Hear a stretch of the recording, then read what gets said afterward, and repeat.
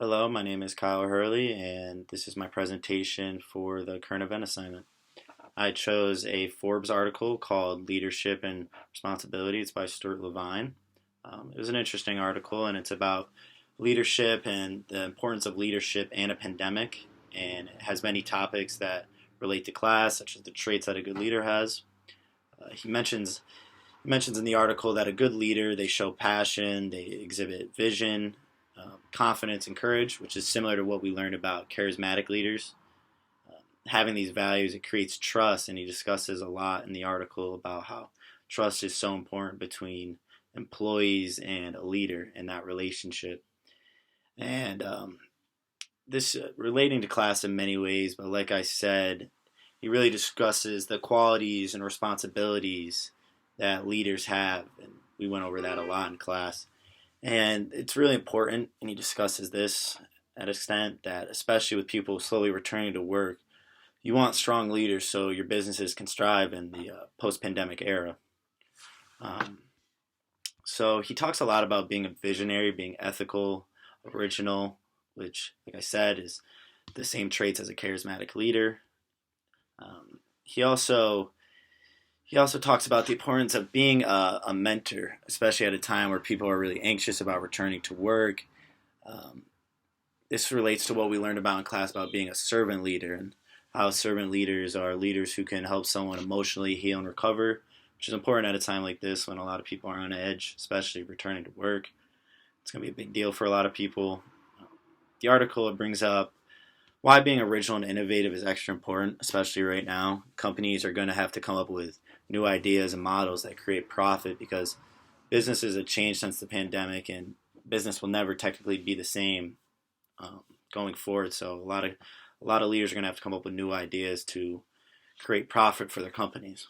Um, this means leaders are going to have to try new things. They're going to fail and succeed. He talks about, and with these new ideas, they have to be transparent with their employees. He talks a lot about being transparent and open, um, which we also talked about. And this is, and he's got to be transparent about what's working, what's not working, especially what's not working. Because if you could own up to your failures, and um, it is a way for a leader to create trust amongst employees. Because if you can call yourself out for being wrong, it shows the employees that this is an ethical leader and he's morally right and correct. Um, Talks a lot about trust and how important it is because with trust comes loyalty, and loyal employees are more willing to work hard and prove their worth, which we talked a lot about in class. Building that trust is very key to the relationship between the leader and the employee.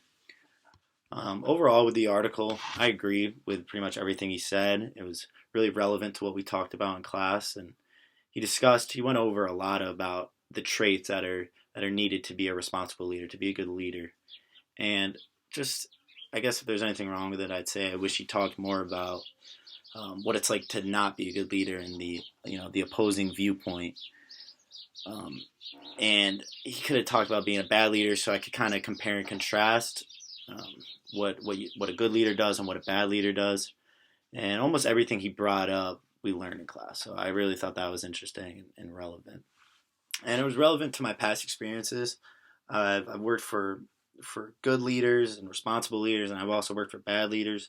For the good leaders, I'm more willing to go out of my way and do extra things. If I'm loyal to them, I want to earn their respect. So it's going to increase my output at work. It increases my performance at work in comparison to working for a bad leader where you feel no need to earn their respect and increase your output. So I've had both experiences. Um, so it was something that was very relevant and that I could apply to my real life. Some things I can take away from this article, which I can apply to real life, is that if I'm in a leadership role, I'm aware of the traits that I need and the approaches that I need to become a good leader. And in that, earning the trust and respect from your employees is really key in becoming the leader you want to be. And the company that I work for in the future, if I ever get the chance to be a leader, I can apply a lot of these concepts. I appreciate you guys for listening to my presentation. I'm curious what you guys thought about the article and if you guys have ever had a relationship with a good or bad leader and how that affected you. Thank you guys.